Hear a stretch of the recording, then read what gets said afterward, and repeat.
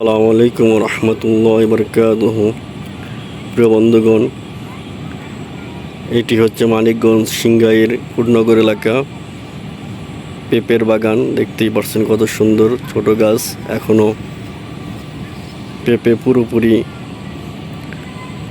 আসে নাই, অল্প দিনের মধ্যে হয়তো পেঁপে খাওয়ার উপযুক্ত হয়ে যাবে। সবাই আমার সাথেই থাকবেন, আমি আরেকটি ভিডিও দেখাবো, এতক্ষণ সাথেই থাকবেন। প্রিয় বন্ধুগণ, এটি হচ্ছে আমাদের ভাষায় আমরা বলি কদরের ক্ষেত।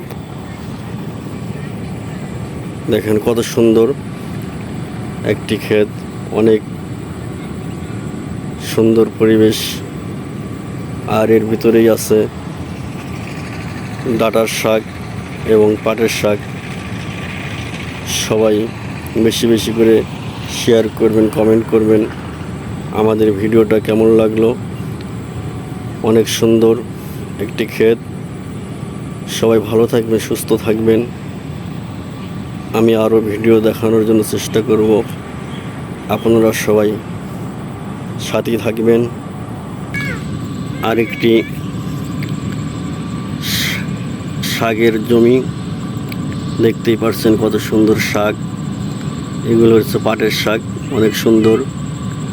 পাট শাক খেতে কিন্তু অনেক ভালো লাগে। পাট শাক খেলে স্বাস্থ্যের জন্য অনেক উপকার। সবাই সাথে থাকবেন, আপনাদেরকে আরও ভিডিও দেখাবো, এতক্ষণ আপনারা সাথে থাকেন। প্রিয় বন্ধুগণ, এটি হচ্ছে একটি বড় পেঁপের ক্ষেত। দেখতেই পাচ্ছেন কত সুন্দর পেঁপের বাগান, অনেক সুন্দর